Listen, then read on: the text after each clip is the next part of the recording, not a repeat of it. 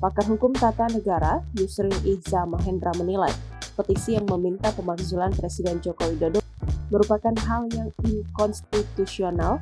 Pasalnya hal ini tidak sejalan dengan ketentuan pasal 7B Undang-Undang Dasar 1945. Ia menjelaskan pemakzulan harus dimulai dari Dewan Perwakilan Rakyat yang mengeluarkan pendapat bahwa Presiden telah melanggar pasal 7B Undang-Undang Dasar 1945, yakni melakukan pengkhianatan terhadap negara, korupsi, penyuapan, tindak pidana berat lainnya, melakukan perbuatan tercela atau tidak memenuhi syarat lagi sebagai Presiden. Tanpa uraian jelas mengenai aspek mana dari pasal 7B UUD 1945 yang dilanggar Presiden, sebut dia, maka pemakzulan adalah langkah inkonstitusional. Perlu waktu berbulan-bulan untuk mempersiapkan DPR mengambil kesimpulan tidak telah melakukan pelanggaran di atas. Andai DPR setuju, pendapat DPR itu harus diperiksa dan diputus benar tidaknya oleh Mahkamah Konstitusi, kata Yusril. Tak hanya itu, dia melanjutkan, jika MK memutuskan pendapat DPR itu terbukti secara sah dan meyakinkan, DPR menyampaikan usulan pemakzulan itu kepada MPR. Selanjutnya, Majelis Permusyawaratan Rakyat akan memutuskan apakah Presiden akan dimakzulkan atau tidak.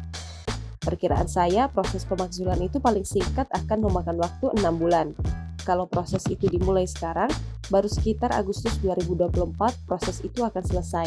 Pemilu 14 Februari sudah selesai, sementara kegaduhan politik akibat rencana pemakzulan itu tidak tertahankan lagi, tegasnya.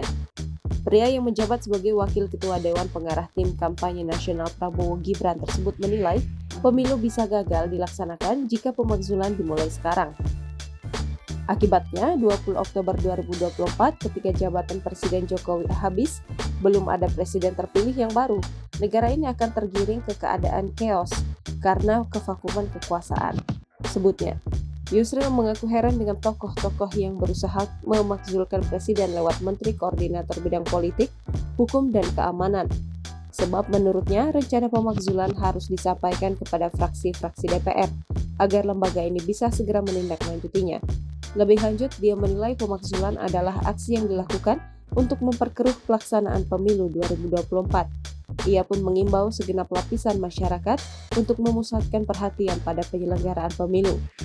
Marilah kita membangun tradisi peralihan jabatan presiden berlangsung secara damai dan demokratis sesuai UUD 1945, tutup Yusril. Download Tribun X sekarang, menghadirkan lokal menjadi Indonesia.